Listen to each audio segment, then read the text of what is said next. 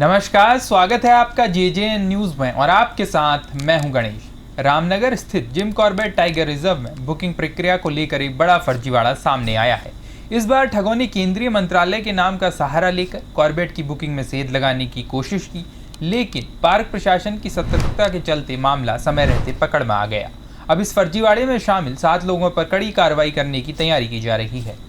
आपको बता दें, पार्क प्रशासन के मुताबिक 11 मई को कॉर्बेट प्रशासन को एक संदिग्ध ईमेल प्राप्त हुआ। इसमें केंद्रीय मंत्रालय के कार्यालय की ओर से 12 मई के लिए ढिकाला जोन में 2 कक्षों की बुकिंग किए जाने का अनुरोध किया गया था। ईमेल में सरकारी तंत्र का हवाला देकर विशेष सुविधा की भी मांग की गई थी। पार्क वार्डन अमित गवासाकोटी ने मामले की गंभीरता को देखते हुए तत्काल इसकी जाँच शुरू करवाई। जब ईमेल में दर्ज नामों और मोबाइल नंबरों को ट्रैक किया गया तो संदिग्ध गतिविधियां सामने आई। इन नंबरों पर संपर्क करने की कोशिश की गई, लेकिन कोई स्पष्ट या संतोषजनक जवाब नहीं मिला। ईमेल में जिन 7 लोगों के नाम और डिटेल्स दिए गए थे, उनमें प्रमुख नाम दिल्ली निवासी वेद प्रकाश का है। जब अधिकारियों ने वेद प्रकाश से संपर्क किया तो अपने दावों पर खरे नहीं उतर पाए। दोबारा कॉल करने पर उनका मोबाइल नंबर बंद पाया गया, जिससे मामला और संदिग्ध हो गया। बता दें, कॉर्बेट पार्क के पार्क वार्डन अमित गवासाकोटी ने पुष्टि की है कि प्रारंभिक जांच में मामला पूरी तरह फर्जी पाया गया है। यह स्पष्ट हो चुका है कि बुकिंग कराने की ये कोशिश एक संगठित धोखाधड़ी का हिस्सा थी, जिसमें सरकारी पहचान का दुरुपयोग कर विशिष्ट सुविधा लेने की कोशिश की गई। उन्होंने बताया, इस घटना के बाद 7 संदिग्धों को कॉर्बेट के इको टूरिज्म जोन से तत्काल प्रभाव से प्रबंधित करने की कार्रवाई शुरू कर दी गई है। प्रशासन अब इस फर्जीवाड़े के पीछे के नेटवर्क को उजागर करने के लिए साइबर सेल की मदद से विस्तृत जांच करवा रहा है। कॉर्बेट प्रशासन का कहना है, यह सिर्फ एक बुकिंग फ्रॉड नहीं, बल्कि सरकारी प्रतिष्ठा को ठेस पहुंचाने और नियमों को तोड़ने की एक गंभीर कोशिश थी। पर्यावरणीय रूप से संवेदनशील क्षेत्रों में बिना अनुमति या फर्जी पहचान से प्रवेश की कोशिश न सिर्फ कानूनन अपराध है, बल्कि वन्यजीवों की सुरक्षा के लिए भी ये खतरा पैदा कर सकता है। पार्क अधिकारियों ने कहा, अब से सभी बुकिंग अनुरोधों की दोहरी जांच की जाएगी, खासकर जब उनमें किसी सरकारी विभाग या मंत्रालय का हवाला दिया गया हो। इस घटना ने एक बार फिर इको टूरिज्म में पारदर्शिता और सुरक्षा पर सवाल खड़े किए हैं।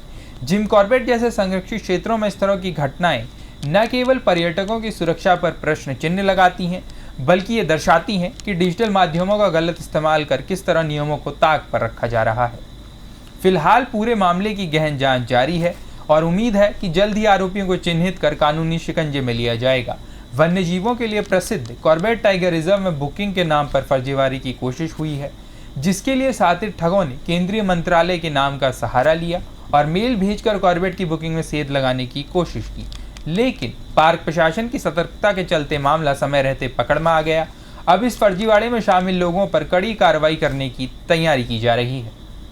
देखिए, केंद्रीय मंत्रालय के किसी एक ऑफिस का नाम से मेल प्राप्त हुई थी कॉर्बेट टाइगर रिजर्व में कि उनको ढिकाला कक्षों का आरक्षण दे दिया जाए। इस संबंध में जब एक प्रथम दृष्टया देखा गया तो वह मेल संदिग्ध लगा।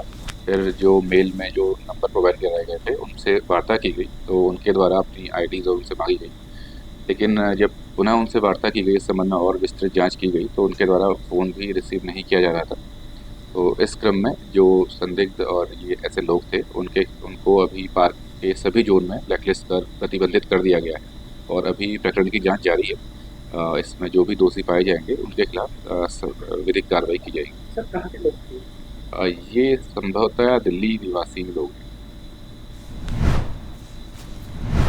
ये रिपोर्ट आपके लिए तैयार की थी रामनगर से हमारे संवाददाता राजीव अग्रवाल ने। फिलहाल के लिए इस खास खबर में इतना ही। बाकी की तमाम खबरों के लिए आप देखते रहिए JJN न्यूज़। धन्यवाद।